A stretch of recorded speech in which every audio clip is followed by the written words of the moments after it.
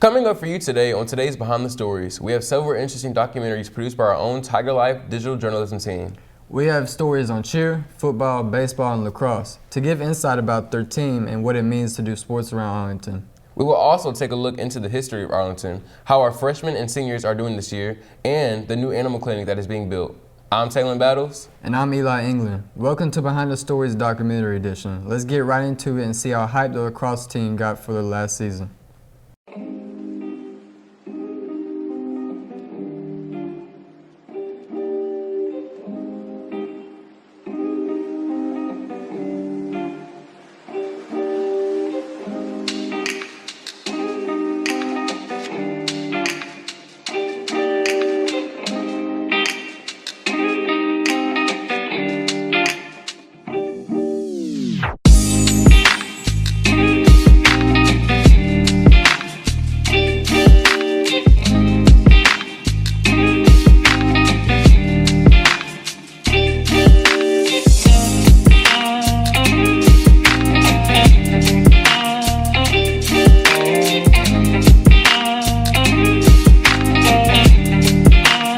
Wow, the lacrosse team are so excited for this season. Yeah, they are. Let's see what they brought to the table this year from the season.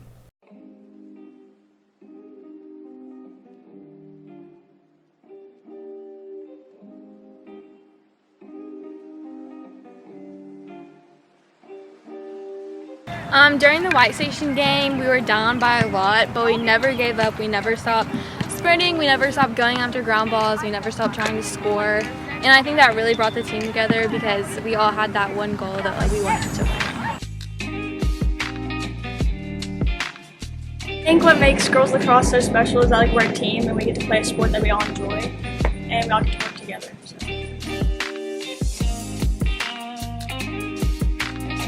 Before I play a game, I always get the butterfly feeling because you want to do good and you want to be there for your team. I feel before a game sometimes nerves, depends on who we're playing really, and excitement mostly. I go into every game with the hope that we're going to win and the thought that we are going to win. When the dust settles and the scoreboard is final, I feel accomplished and proud no matter the score. I feel motivated by the scoreboard and what the scoreboard says. If we lose, there's always something to improve, and if we win, it's a victory for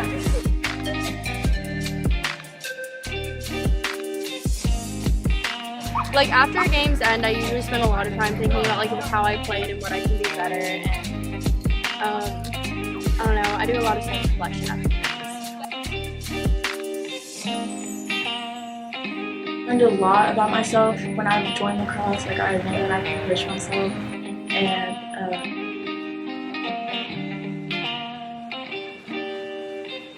Girls lacrosse is special because it is different from other sports. We have our coaches that will actually care about you. They will personally get you after practice and work on things you want to work. If you're down, they will pick you back up and work together on what you need to get done. Us not giving up is really significant because no matter the score, you always need to play the game to the very last second.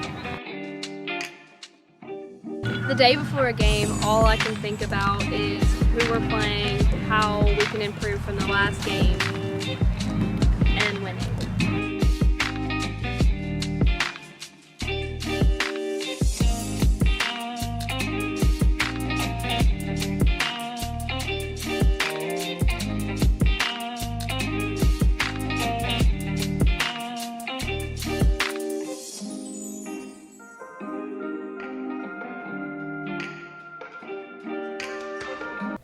Well, the lacrosse team seems like they had a pretty good year.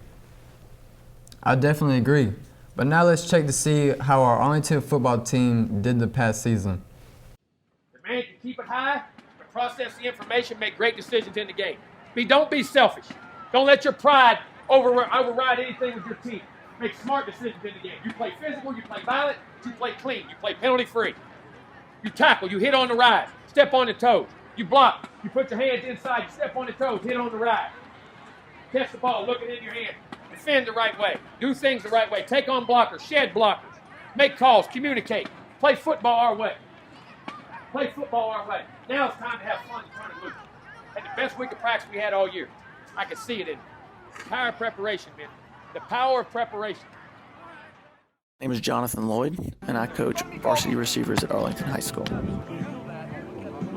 It is absolutely difficult to manage a team of teenage boys because that comes with a little, sometimes immaturity and sometimes decisions that aren't necessarily the smartest. But it's also the biggest joy in what we do because we get to help mold them into young men. You gotta give me time so they can catch it and I can hit them.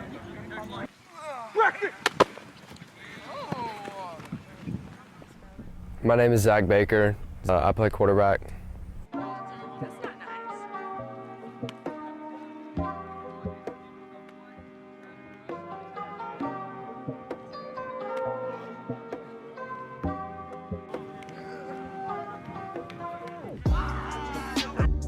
Before the game, everything's usually quiet, pretty calm.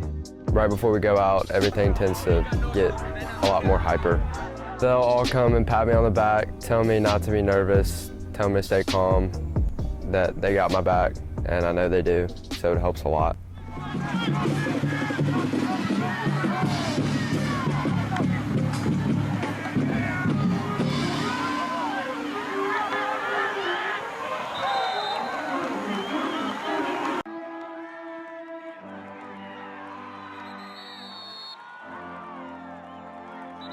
Injured is something that we don't want to happen, but unfortunately it does. It doesn't happen often, but when it does, it's pretty bad.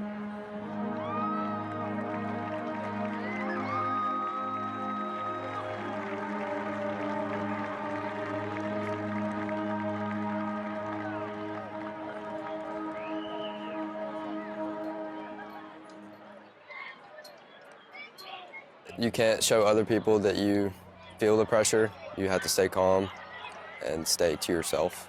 Baker, left, right again, right sideline, touchdown Tigers!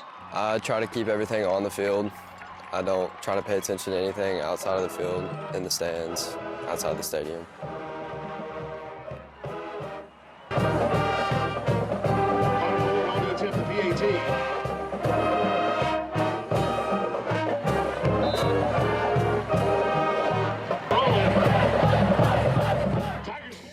Football is a lot more than just a sport. I feel like it's a lot of life lessons you can learn later in life.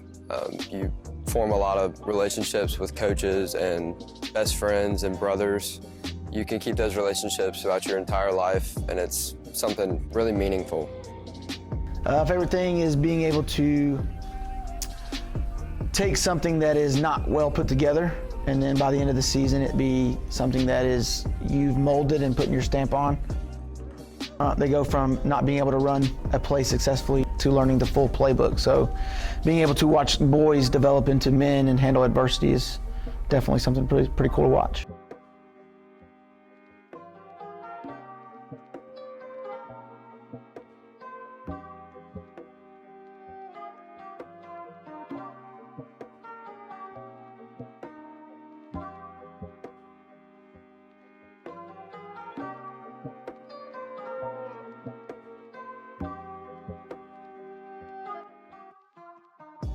The football team had a good run and came off strong this season, but sadly, good things come to an end.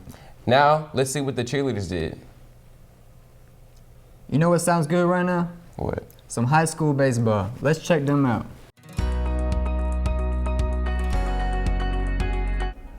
I'd say the biggest difference is that we really push to keep freshmen on JV because it helps our JV program stay competitive and it gives them training in their first year of high school to really get ready for varsity.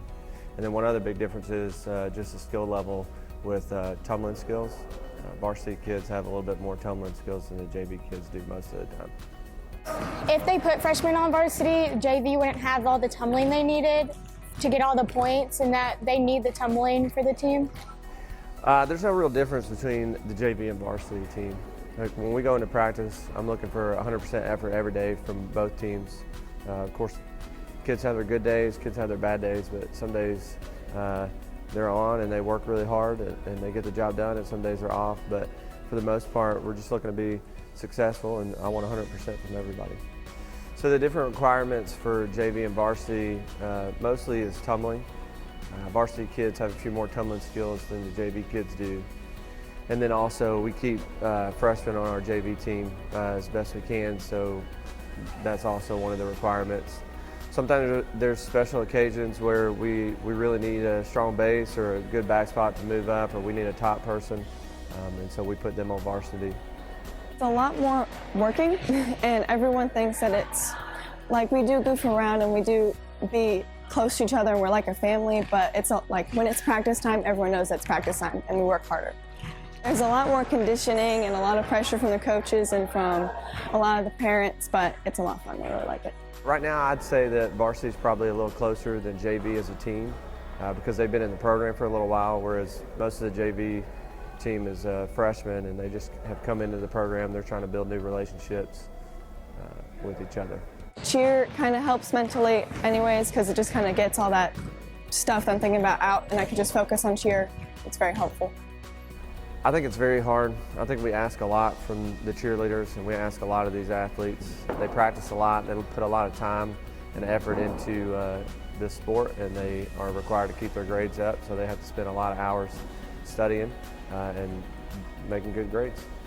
I feel like varsity's practices would be more independent, and they would have more freedom to warm up and stuff like that, and they would take more control.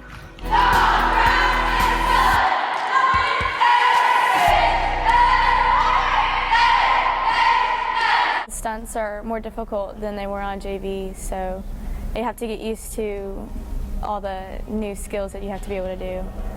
Actually having to have jumps to tuck and like running, tumbling, it's a lot harder to get than what's on JV.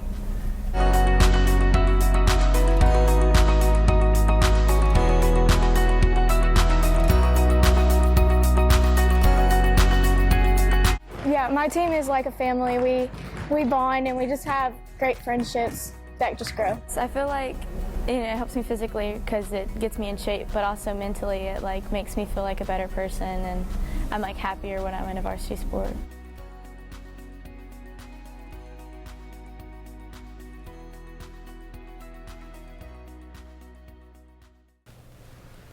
They nail it like always. Stay right there. We have more coming right after this short PSA.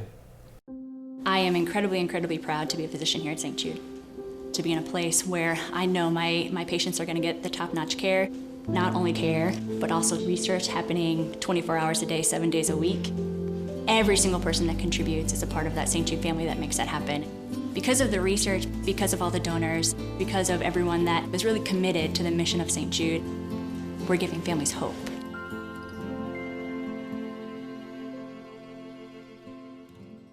You know, I have a dog, and sometimes he gets sick. When we go out of town, he needs somewhere to stay. If you have an animal too, we'll be happy to hear this. Let's check it out. My name is Monica Shoknek. I've been a veterinarian for 20 years. I wear two hats here, so I'm an owner and then I'm the only doctor here.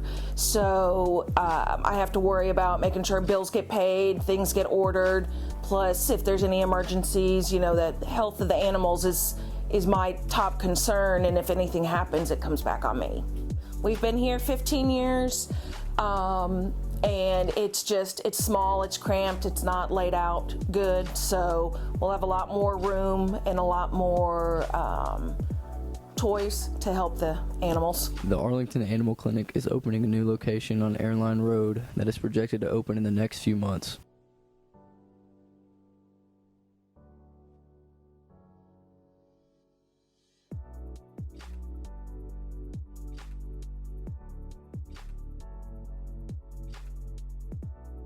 been doing it long enough. Surgery is what I really like to do, but you know, some of the ones where I'm not sure what I'm getting into, if I have to open up a abdomen, then yeah, it gets a little scary because I don't know what I'm going to be able to do or if I can save the animal.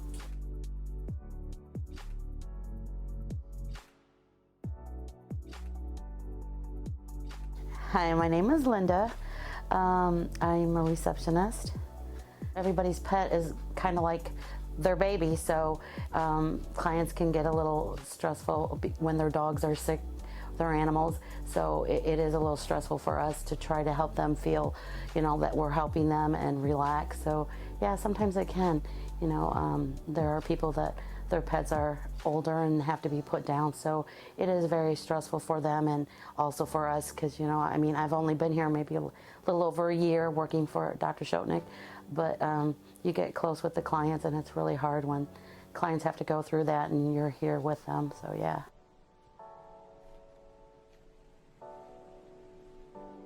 My name's Morgan, and I'm a receptionist here. You've got people who call and they're upset because something's wrong with their animal, or you have people who are needing appointments and, you know, something traumatic has happened, or they're just really worried. So you have to think about how the people feel too, not just their animals. The new facility is almost double the square footage of the original, and the new location is on a highly populated road. There should be more space, more exam rooms, and more things offered. I'm more of a cat person. I treat cats and dogs, but I'm more of a cat person.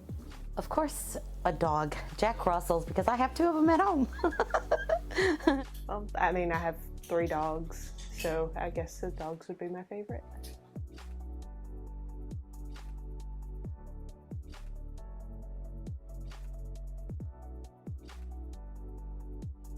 Eli, do you have any brothers or sisters that are freshmen? Nah, I don't think so. But let's still check out what the freshmen have been up to in case anyone else has siblings or children in 9th grade. In high school, you really have to make a lot of new friends because most of your friends aren't really in the classes, and I think it's kind of cool how you're like friends with everyone. You kind of know who they are. Because people think that like you're going to be afraid of the seniors. That was my biggest fear. They actually help you a lot more than you think. Like, just grade level doesn't really matter. And as long as you do the work, and especially the homework, you'll be fine. You won't fail any classes. So far it's good. My teachers have all been nice to me and everybody's been very supportive. It was a little rough at first. Getting to my classes was hard to find, but after I got used to it, it was easier. What do I enjoy about them? I like them just because they're just good kids. They're still young. They hadn't gotten bored with high school yet. You know what I'm talking about. You know, you get to a certain age, you're like, God, when am I getting out of here? They're excited about being here. You remember that. They're good. They've been ready to get in the gym, but so far they've been really good. Probably the experience factor, you know, whereas the older kids, they know kind of how to get around things. Freshmen, they'll listen a little bit better probably. The transition from middle school to high school was a little different because I don't think that middle school prepared me enough for the teachers and also the amount of homework that I have. My favorite thing about high school is the freedom, because you don't have to have your teacher walk you everywhere. You don't have to stay with your class the whole day. My favorite thing about freshman year was meeting new people and getting in new classes. It's a lot better than middle school because you get to sit at your own table at lunch. You just have to be more organized. You have less classes during the day. Teachers are pretty chiller. Just be more organized. My freshman year was full of new experiences, and it was just awkward getting accustomed to high school.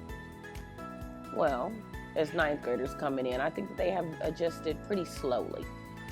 Coming in from middle school, it is a very difficult and a very different environment. So, you know, the late policy, the turning in your work on time, the studying when you need to study, dedicating the time, the extracurricular activities, the friends, the social, all of that they have to do, but they really, really, really, really need to focus on what they're doing in each and every class. The block schedule is a little bit different, so it's taking them a little bit longer to be adjusted, but they'll get it probably about the 4th quarter. The worst thing about freshman year was probably Algebra 1. The transition from middle school to high school was kind of hard, but you just got to focus on doing your homework, because if you don't do your homework, you'll get really bad grades. Some advice that I would give to incoming freshmen would be, I guess, telling them to make sure that they're doing their homework and studying and focusing on school first before they go hang out with people. All right, for incoming freshmen, I would say get involved. Find something, Blue Crew, find a club that you can get involved in, and so you can make more friends. Second, be proactive about your studies. If you need help, ask. If you're going to be late with something, go talk to your teacher before it's late, not afterwards. And just embrace the entire high school experience. Well, I'm a senior, and I know I'm ready to graduate May 18th, 2020. Aside from the freshmen, let's see what our Arlington seniors have been doing. What do you think you missed out on throughout high school? I think I should have joined in more from like freshman year and sophomore year and been a part of more clubs. What's your favorite memory, if you had to think of one? Shoot. The homecoming game last year was probably the most fun part of high school. And so juniors that are soon to be seniors next year, what advice would you want to give them? Join as many things as you can. It looks good on college applications, and don't apply to colleges right away, because colleges will start sending you free applications and you can save money that way. And who is your favorite teacher here? I feel like I have a favorite teacher from every year, but Miss Christopher is probably my overall favorite, my 11th grade English teacher. And what about Arlington would you miss the most? I'm going to miss the people and the fact that everyone's involved with something and that everyone feels like they're a part of something bigger than themselves. And what do you plan on doing after high school? I plan on being a pilot for the Air Force. And that's it. Cool. Thank you. What do you think you missed out on? Definitely, like what Chloe said, but freshman year, joining in more clubs, because I didn't start joining clubs till like junior year. So definitely start joining more like freshman or sophomore year. And what, if you had to think of a memory, what would be your favorite? Favorite memory? Probably joining newspaper. That's like the best class ever. So. And what is newspaper? What is that? What is newspaper? We make the school newspaper. I don't know. Yeah, journalism. And, write stories. So juniors, soon to be seniors, what advice would you like to give them? To juniors? Probably to be yourself. Like, when you leave high school, you're going to realize that it doesn't matter what people think of you. But a lot of people in high school are like self-conscious about what other people think. So be yourself and have fun, make friends. And what about Arlington would you miss the most? The people, all my friends. And who is your favorite teacher? Miss Fletcher. Is she English teacher? She's English teacher and newspaper teacher, so. And what do you plan on doing after high school? Going to Florida to work at Disney World. What would you want to do at Disney World? A character performer, or anything. And are you going to go to college down there too? Down in Florida, yeah. And what college do you think about going to? University of Central Florida. UCF? Yeah, and try to get into the Disney College program. Thank you.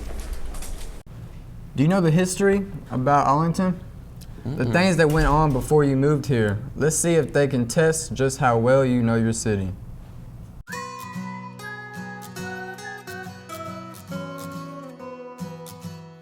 When I moved here, this was the tail end of an airport runway. So yeah, we would be right in direct traffic of planes. Arlington used to have a strawberry festival every year in the spring, and we would have parade, and we would have like a strawberry queen.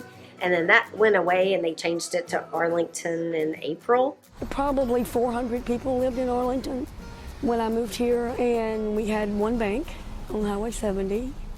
And we got to go anywhere we wanted to and stayed out till it was dark.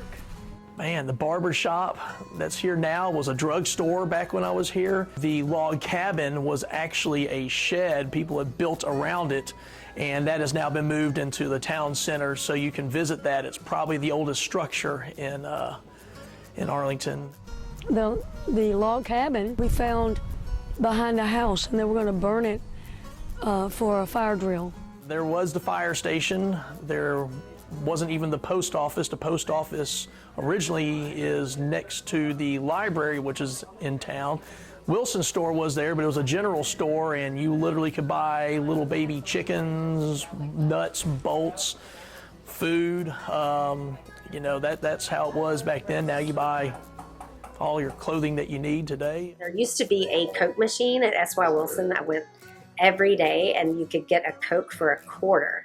So I would walk from my house to S.Y. Wilson's and get my Coke for $0.25, and then I'd go to the little drugstore, which is now, well, it was Classic Trends, and now it's changing to something else, and I would get a candy bar for 50 cents. Wilson's, what's cool about that, if you go in there, it might be a clothing store and sports activity store today, but they actually have kept most of that interior intact. So you kind of look up and around and you'll see that there's multiple levels to that store, and that's how they did their buildings back then. It's pretty neat that they've kind of repurposed that. This is the post office. I like it because it's true to what it was, and yet we can add things to it.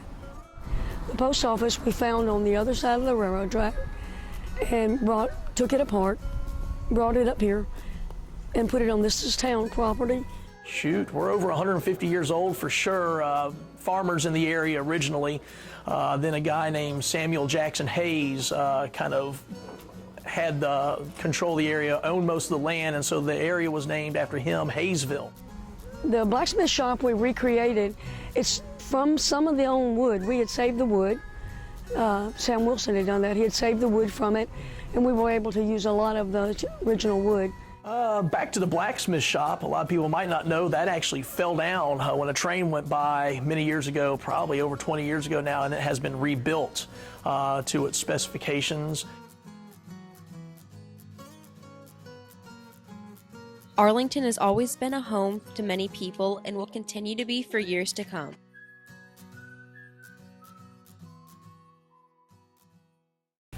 Man, I didn't even know half of that information.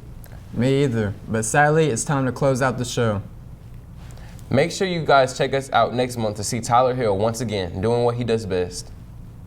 We hope you enjoyed the show and leave with some information that you didn't know before.